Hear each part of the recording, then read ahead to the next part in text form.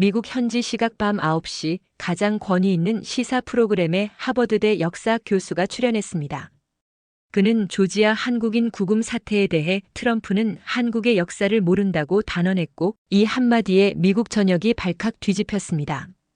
이 충격적인 이야기를 지금부터 시작하겠습니다. 오늘 밤 미국을 분열시킨 조지아 사태의 본질을 파헤치기 위해 컬럼비아 대학의 리처드 클라크 교수를 모셨습니다. 밤 10시 미국의 공영방송 PBS 투나잇 생방송 스튜디오. 차분하지만 긴장감 어린 목소리로 진행자가 말문을 열었습니다. 저는 조용히 고개를 끄덕였습니다. 긴 호흡을 가다듬고 마이크 앞에 섰죠. 솔직히 말씀드리겠습니다. 이 방송에 나올지 많은 고민을 했습니다. 저는 30년 넘게 동아시아 근현대사를 연구해온 역사학자입니다. 주로 한반도와 일본, 중국을 중심으로 냉전 이후 동북아 국제 질서를 추적해왔죠. 하지만 지금 미국 사회를 송두리째 흔들고 있는 조지아 한국 기술자 구금 사태에 대해 제가 발언하는 게 과연 옳은 일일까 망설이지 않을 수 없었습니다. 법학자도 아니고 이민 전문가도 아닌 제가 초대받았다는 건 의외였죠. 그런데 사태의 전말을 깊이 분석하고 과거 미국 내 아시아계 이민자에 대한 자료들을 다시 검토하던 중 깨달았습니다. 이번 사건의 본질을 정확히 짚기 위해선 바로 역사학적 관점이 결정적으로 필요하다는 사실을요. 그래서 저는 오늘 미국이 절대 알아야만 했던 진실을 이 자리에서 이야기하려 합니다. 교수님, 그 진실이란 게 구체적으로 무엇인가요? 진행자의 질문에 저는 단호하게 말했습니다. 트럼프 대통령과 백악관은 한국의 역사를 공부했어야 했습니다. 진행자는 의외라는 듯 눈을 크게 떴습니다. 하지만 그건 결코 비유나 수사가 아니었습니다. 왜냐하면 이번 사태는 2025년의 문제가 아닙니다. 정확히 100년 전 미국이 아시아계를 배척하기 위해 만들어낸 1924년 존슨 리드 이민법, 그 유령이 되살아난 사건이기 때문입니다. 그 법은 미국 역사상 가장 치밀하게 설계된 인종차별법이었습니다. 표면적으로는 국가별 이민자 비율을 2%로 제한한다고 했지만 기준 연도가 문제였습니다. 무려 1890년 미국 인구조사 기준으로 국가별 할당량을 정했죠. 그 시절 미국 인구의 대부분은 영국, 독일, 스칸디나비아 출신의 백인 북유럽계 이민자들이었고 이탈리아, 폴란드, 유대인, 헝가리계는 거의 없었습니다. 그 결과 북유럽계 백인은 넉넉한 이민 할당을 받았고 남유럽 동유럽계는 거의 들어올 수 없었습니다. 그리고 가장 충격적인 조항은 따로 있었습니다. 아시아인 전면 입국 금지. 애매한 표현으로 시민이 될 수 없는 외국인의 입국 금지라고 적혀 있었지만 그 당시 미국 법으로는 아시아인은 시민권을 받을 수조차 없었기 때문에 결과적으로 한국, 중국, 일본, 인도계 모두가 배제됐습니다. 그 악법은 40년간 유지되었고 아시아계 이민자 수십만 명의 삶을 송두리째 짓밟았습니다. 그렇다면 교수님 말씀은 조지아 사태도 그와 유사한 흐름이라는 건가요? 저는 고개를 끄덕였습니다. 미국은 다시 100년 전의 각본을 꺼내 들었습니다. 하지만 이번에는 상대가 누구인지 확인하지 않은 치명적인 실수를 저질렀습니다. 그들은 이번에 자신들이 건드린 상대가 세계 12위 경제 대국 그리고 전 세계 반도체 전기차 시장을 움직이는 국가 그리고 무엇보다 수천 년간 외세 침략을 견뎌낸 DNA를 지닌 민족이라는 걸 몰랐던 겁니다. 교수님, 한국은 역사적으로 외세의 침략에 단결했다고 하셨는데 그것이 오늘날에도 여전히 유효하다고 보십니까? 진행자의 질문에 저는 수십 년간 동아시아사를 연구해온 사람으로서 자신 있게 말했습니다. 그 DNA는 지금도 선명히 살아있습니다. 이야기는 여기서 끝나지 않습니다. 미국의 오판은 단순한 외교적 실수에 그치지 않았습니다. 바로 한국 정부와 기업, 국민이 보여준 대응 방식, 그 모든 것이 하나의 생명체처럼 움직이기 시작하면서 전 세계가 충격에 빠졌죠. 미국은 착각했습니다.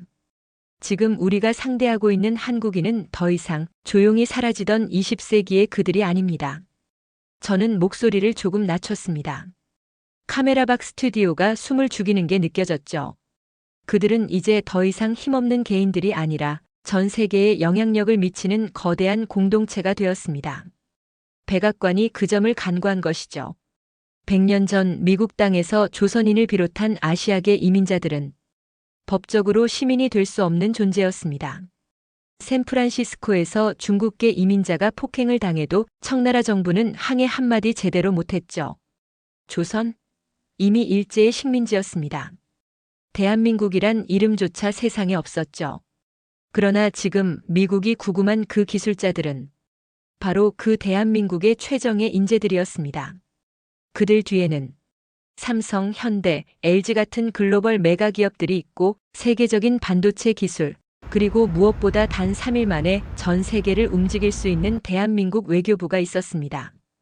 그들은 이미 100년 전 미국의 구도를 뛰어넘은 존재였습니다. 백악관은 단속이라는 명분으로 조지아 공장에 근무 중이던 한국인 기술자들을 범죄자 취급하며 강제 구금하고 조사를 진행했습니다. 체포된 한국 기술자 317명은 변기 옆에서 식사를 해야 했고 48시간 넘게 수면도 취하지 못한 상태로 신문을 받았죠. 이게 바로 한국을 동맹이라고 부르던 미국의 진짜 민낯이었습니다. 하지만 미국은 그것이 한국이라는 민족의 집단적 기억과 분노를 건드리는 행위라는 것을 몰랐습니다. 여러분, 한국인이라는 민족은 절대 순간을 잊지 않습니다. 그들은 역사적 치욕의 순간을 민족 전체의 기억으로 공유합니다. 임진왜란의 한양 함락, 일제강점기의 국채보상운동, IMF 외환위기 때의 금모으기. 그 모든 굴욕의 순간이 단결의 기폭제가 되어왔습니다. 그리고 미국은 지금 그 단결의 시작 신호를 스스로 울려버린 것입니다. 교수님, 그럼 이번 사태가 한국 사회에 미친 파급력은 어느 정도입니까? 저는 단호하게 대답했습니다. 그들의 역사가 증명합니다. 한국은 외부 압박이 오면 국가기업 국민 모두가 하나의 생명체처럼 반응합니다. 바로 그 반응이 지금 미국을 패닉에 빠뜨리고 있는 핵심입니다. 그들은 이제 전 세계를 향해 메시지를 보냈습니다. 우리는 더 이상 약하지 않다. 우리는 하나로 뭉칠 수 있다. 우리를 건드리면 그 대가는 감당할 수 없을 것이다. 조지아에서 벌어진 이 사태는 한 나라의 작은 법 집행 문제가 아닙니다. 이건 100년 전 미국이 버려두었던 부정의한 과거와의 정면 충돌이며 그 속에서 한국이라는 나라가 드디어 세계에 보여준 진짜 정체성입니다. 한국은 어떻게 움직였는가? 미국은 왜 자멸을 향해 달리고 있는가? 그리고 우리는 무엇을 배워야 하는가? 조지아 사태, 얼마나 심각한 파장이었는지를 제대로 봐야 합니다. 제가 카메라 앞에서 숨을 고르며 말을 시작했습니다. 2025년 9월 4일 미국 조지아주 엘라벨에 건설 중이던 현대 LG 배터리 공장 현장에서 시작된 일. 연방정부 국토안보부와 이민세관단 속국아이 씨 등 수백 명의 요원들이 들이닥쳐 약 475명의 기술자 및 노동자들을 구금했습니다. 그중 300명 이상이 한국 국적자였고 이들은 비자 종류나 체류 자격이 적합치 않다는 이유로 체포되었죠. 현장에서는 헬리콥터가 출동하고 장갑차가 진입했고 작업자들이 비자 유형별로 분리되어 체포된 모습이 목격되었습니다. 일부는 전화도 만질 수 없었고 가족에게 연락조차 못한 경우도 많았고 구금시설에서의 생활 조건은 나쁘다는 증언이 이어졌습니다. 미국 당국은 비자 위반 불법 체류 또는 허가되지 않은 노동활동 등의 이유를 들었고 회사 측은 이들이 주로 기계 설치, 교육, 설비 작업 등에 배치된 기술자들이었다고 했습니다. 이런 사태가 터지자 한국 정부는 곧바로 외교적 조치에 돌입했습니다. 외교적 항해 및 유감 표명 노동부 장관, 외교부 장관 등 고위 인사들이 앞다퉈 한국인 기술자들을 포로처럼 취급했다는 표현까지 쓰며 미국 측에 강한 유감을 표했습니다. 항해 방문 및 대화 요구 중이 한국 대사관 및 외교 사절단이 미국 측 관계자들을 만나 구금자들의 인도적 대우, 즉시 석방 및 정확한 사건 경위 조사 등을 요구했습니다.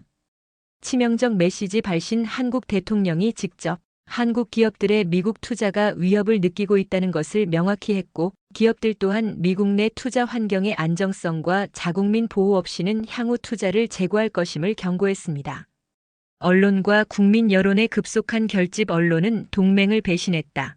형평없는 대우, 자존심의 훼손이라는 단어들을 썼고 국민들은 SNS, 온라인 커뮤니티, 심지어 출국한 기술자, 가족들을 통해 분노를 표출했습니다. 마치 공동체 전체가 상처를 입은 듯한 반응이었죠. 한국의 글로벌 기업들도 가만히 있지 않았습니다. 현대 LG 배터리 공장 사업은 조지아 지역 경제의 핵심 프로젝트 중 하나였고, 공장 설립 및 운영 준비를 위해 이미 수십억 달러가 투입되어 있었으나 이번 구금 사태로 사업 일정이 2에서 3개월 지연될 가능성이 제기되었습니다. 한국 기업들은 미국 쪽 규정 위반 여부 조사에 협조하겠다는 입장을 보이면서도 기술자를 단순하게 불법 체류자로 몰아붙이는 방식에 대해선 명확한 선을 그었습니다. 설치 교육 인력이 필요한 시점이었다. 비자 체류 상황이 불확실한 부분이 있었지만 회사 측에는 명백한 실수는 아니었다는 주장들이 언론을 통해 나왔습니다. 더 나아가 한국 내 투자자 및 주주들도 이 사안에 민감하게 반응했고, 일부는 미국 내 한국 기업 주식이 하락한 것을 기회로 인식해 내부적으로 손실을 방어하려는 움직임을 보였습니다. 공개적으로 발표된 숫자는 아직 적지만 언론 보도 및 전문가 분석에 따르면 기업 이미지 손상과 브랜드 리스크가 크게 증가하고 있음. 역사학자로서 제가 주목한 것은 국민 개개인의 반응이었습니다. 귀국한 기술자들을 맞이하기 위해 인천공항에는 가족, 친구, 언론이 몰렸고, 그들이 착용한 마스크 속 얼굴에는 피곤과 상처가 동시에 묻어 있었습니다. 온라인 커뮤니티와 SNS에서는 형제처럼 취급했다면 이런 모욕은 없었을 것이다. 왜 비자 한 장 때문에 인간을 대우하지 않는가? 우리가 동맹국이라면 동맹답게 행동하라는 등의 글이 하루 종일 쏟아졌습니다. 국민 감정은 단순한 불만을 넘어선 분노와 치욕감이었죠. 여론조사에서는 국민 절반 이상이 이번 사태가 한국-미국 관계 신뢰를 심각히 손상시켰다고 응답했으며, 다수는 미국으로의 투자나 교역 협상에서도 한국의 입지가 약화될 수 있다는 우려를 표했습니다. 한국 정부는 단순한 항의에서 그치지 않고 제도를 개선하고 대응 체계를 정비하기 시작했습니다. 비자 문제 개선 논의가 본격화됐습니다. 한국 기업들이 자주 사용해온 비일 ESTA 기타 비자 범위가 미국에서 어떻게 해석되는지, 모호한 지점들이 어디인지에 대한 목록 작성, 미국 측과의 협상 테이블 마련 등이 추진되고 있어요. 헌법적 국제법적 메시지 강화. 한국 정부는 이번 사건이 단순한 행정적 실수나 법 절차 문제가 아니며 인권 및 동맹 관계에 대한 기본적 존중의 문제라고 주장했습니다. 언론 발표에서도 상대방 국가의 국민을 대할 때 최소한의 예의와 인권 기준이 지켜져야 한다는 표현들이 반복됐고, 외교적 서한, UN 인권위원회, 세계 여론을 활용한 메시지 전달이 병행됐습니다. 투자 리스크 공개. 한국 정부와 기업들은 미국 내 투자 환경을 재검토하기 시작했습니다. 조지아 외 다른 주의 사업 계획, 공급망 구축, 인력 배치 등에서 미국 내 비자 및 노동법, 이민 정책의 변화 가능성을 고려한 위험 프리미엄이 붙기 시작했음을 기업 소식통이 전하고 있어요. 한국의 강경하고 조직된 대응은 미국 사회를 놀라게 했고, 여러 면에서 파급을 일으켰습니다. 미국 언론과 정치권에서도 이 사안에 대한 비판이 이어졌습니다. 동맹국 대우, 비자 권한, 이민 단속 방식의 인권성 등에 대한 토론이 상하원을 타고 일어났고, 일부 의회 의원들은 이번 조치가 국가 브랜드 및 외국인 투자 유치에 역효과를 줄 것이라 경고했습니다.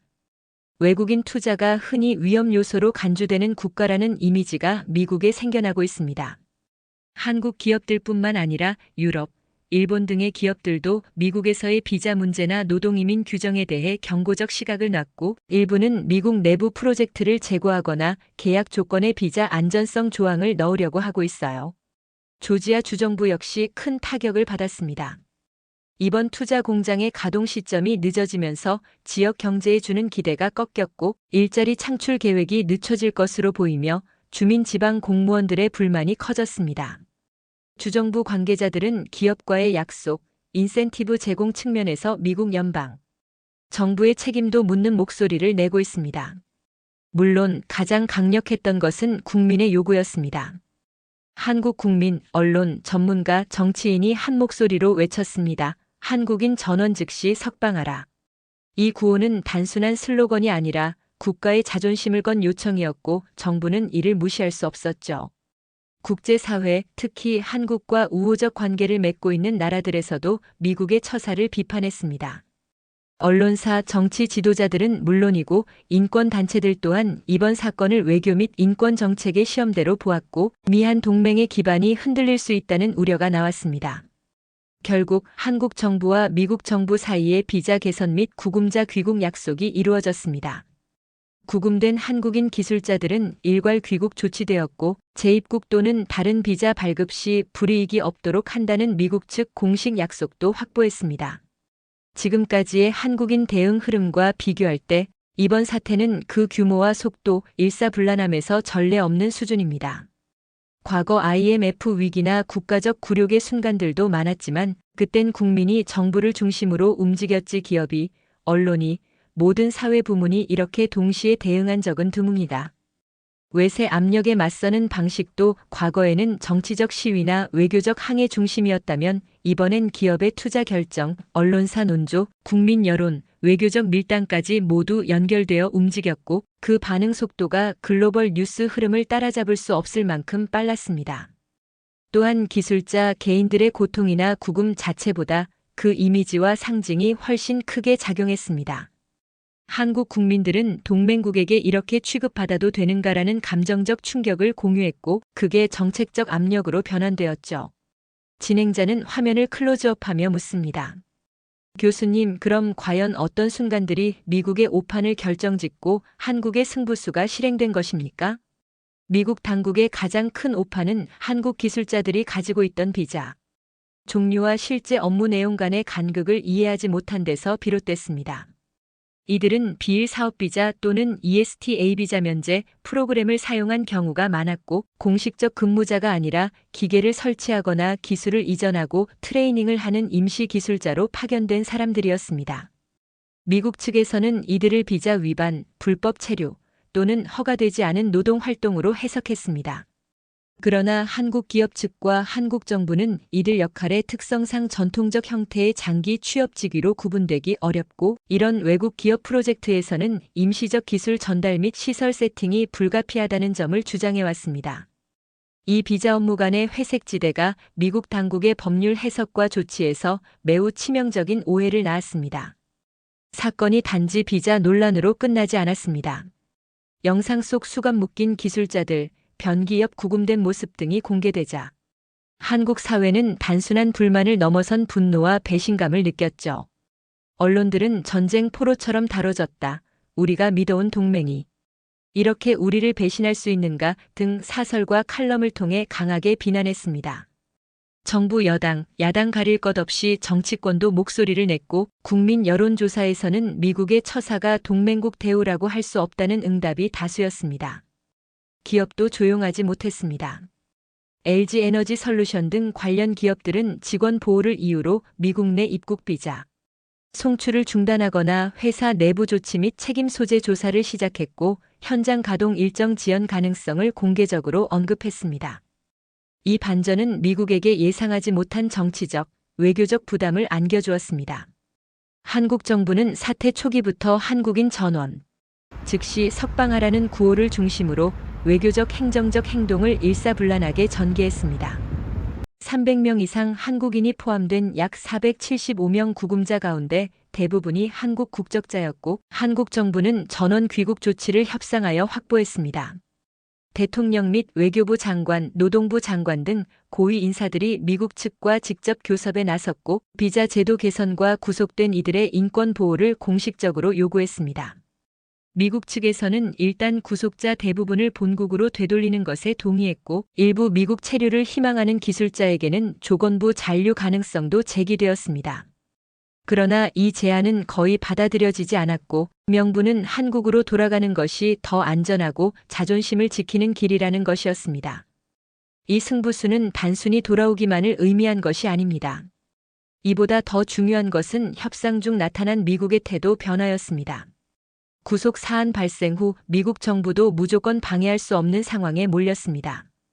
여러 흐름이 미국을 뒤흔들었고 그 무게감이 미국의 외교 정책적 대응을 바꾸게 했습니다. 미국 내 언론 및 인권단체, 국제사회의 비판 여론이 급속히 퍼졌습니다. 동맹국 국민을 구금하고 그 대우가 인권 기준에 미치지 못했다는 보도와 비판이 이어졌죠. 미국 대통령 트럼프 측도 논란이 커지자 일부 입장을 조정했습니다. 구금자 귀환 절차를 허가하고 미국 기업이 현지 기술자들을 교육 훈련하게 할 수 있는 제안을 내놓는 등 이전보다 유화적인 태도를 보이기 시작했습니다. 미국 정부는 한국 측과 비자 제도 개선을 위한 작업 그룹을 마련하기로 약속했고, 앞으로 유사 사례가 반복되지 않도록 제도적 안전장치를 마련하겠다는 의사를 밝혔습니다. 이 태도 변화는 한국 정부가 주장해온 우리는 단순한 피해국이 아니다라는 메시지의 효과를 분명히 보여주는 증거였습니다.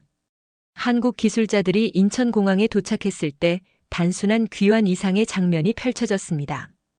가족, 친구, 언론, 시민들이 환영 행사를 준비했고 정치 지도자들이 나와서 그들의 귀환을 맞으며 자신을 보호하지 못했던 정부에 대한 반성과 동시에 국민의 단합을 강조했습니다.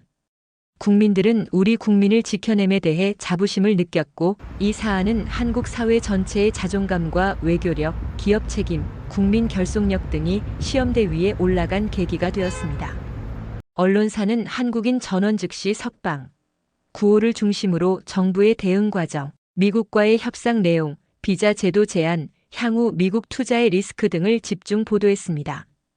일반 시민들도 SNS에서 형제처럼 동맹국이라면 이런 일이 있어서는 안 된다는 메시지들을 공유하며 여론이 크게 결집했죠.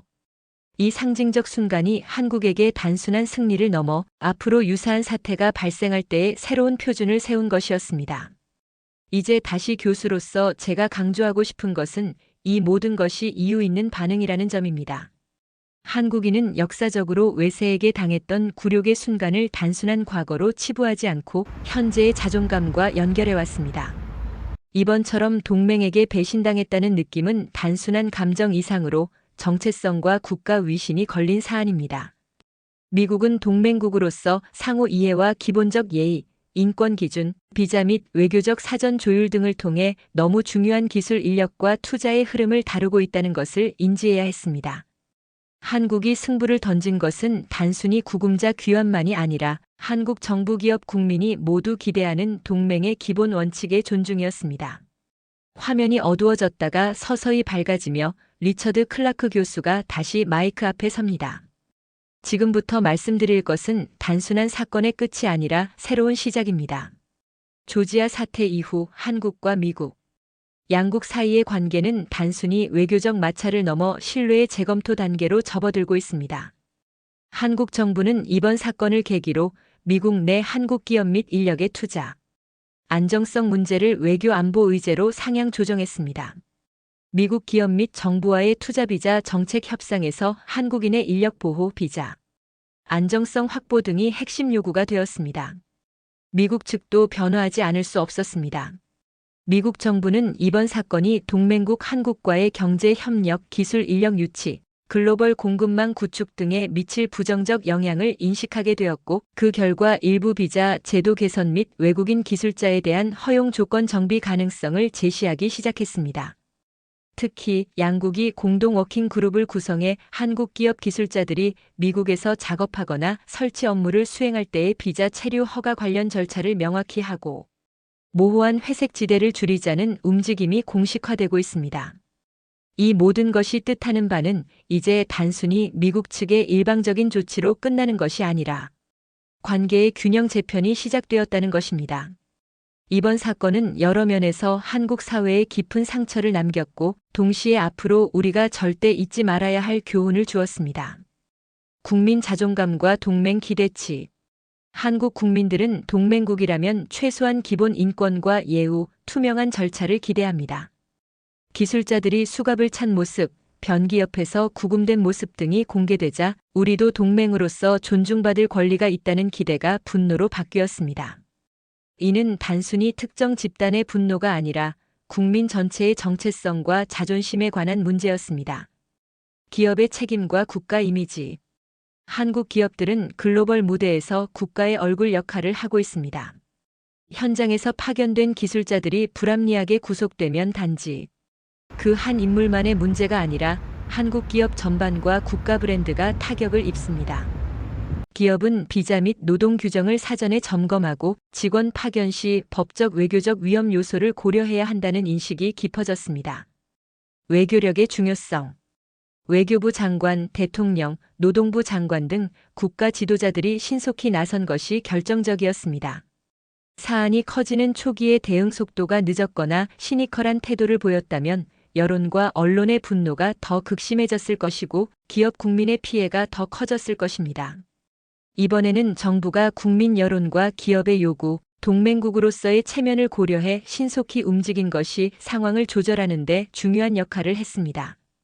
제도적 예방의 필요성. 앞으로 유사한 사태가 반복되지 않도록 제도적 안전장치 마련이 필수입니다. 비자 체계 개선, 기술자 파견 규정의 명확화, 기업과 외교당국 간 정보 공유, 노동자 권리 보호 및 구금 시 인도적 절차 보장 등이 모두 포함됩니다. 한국은 미국과의 비자 협의에서 이런 항목들을 구체적으로 요구했고 미국도 일부 조치 가능성을 열었습니다. 이 사태는 한미 양국뿐 아니라 글로벌 무대에서도 주목을 받고 있으며 여러 나라들이 동맹과 투자, 이민 정책의 교차점에서의 갈등 가능성을 다시 보게 하는 계기가 됐습니다. 외국인 기술자에 의존하는 글로벌 기업들, 특히 반도체 배터리 산업에 속한 기업들 사이에서 비자 안정성 위험이 커지고 있습니다. 미국 내 외국인 노동자에 대한 단속 강화는 다른 나라 투자 유치에도 부정적 요소로 작용할 수 있습니다. 동맹국 정부들 사이에서도 경제 협력만으로는 부족하다.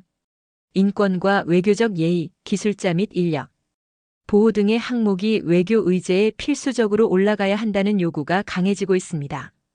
한국의 대응 사례는 다른 국가들에게도 참고가 될 것이고 유사 사안에서 정부 및 기업이 어떻게 움직여야 하는지 하나의 사례로 기록될 것입니다.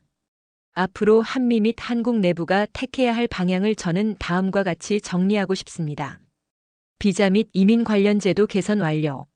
한국 정부는 미국과의 협상에서 단순한 약속 이상의 구체적 가이드라인과 제도를 확보해야 합니다. 기술자 파견, 임시 설치 및 교육 등 업무 유형별로 어떤 비자가 필요한지 허용 여부가 명확히 돼야 합니다. 기업 내부 행정 및 법무 시스템 강화.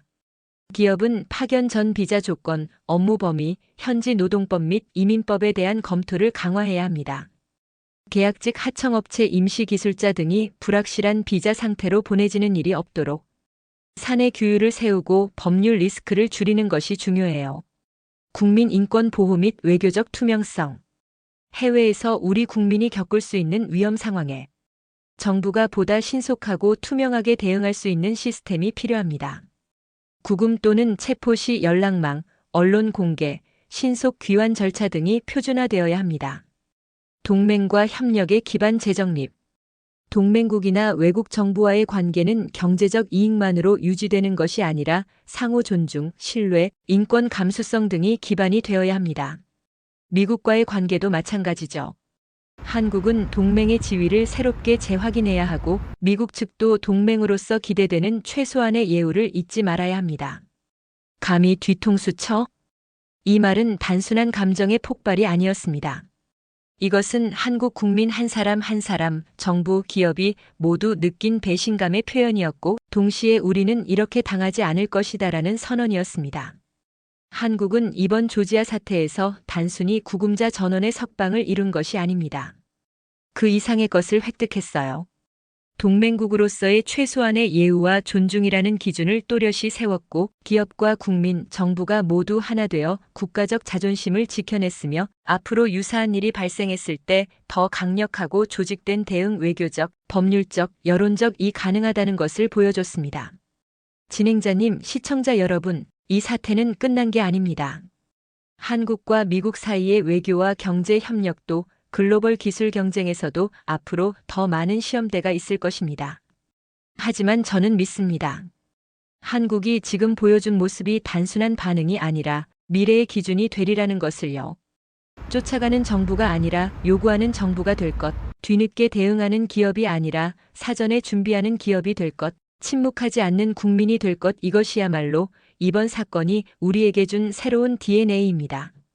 감히 뒤통수를 친다고 느낄 만큼 배신당한 한국이었지만 그 배신을 이겨내고 스스로를 지켜낸 것이 바로 한국입니다.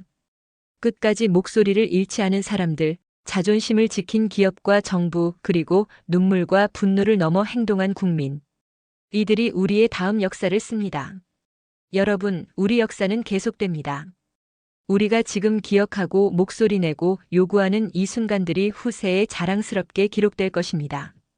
구독자 여러분, 오늘의 영상은 어떠셨나요? 구독, 좋아요, 그리고 댓글은 우리의 자존심과 권리를 지키는 작은 시작입니다. 다음 이야기에서는 또 다른 놀라운 한국의 모습으로 여러분을 찾아뵙겠습니다. 영상을 끝까지 봐주셔서 감사드리며 지금까지 K감동 피플이었습니다.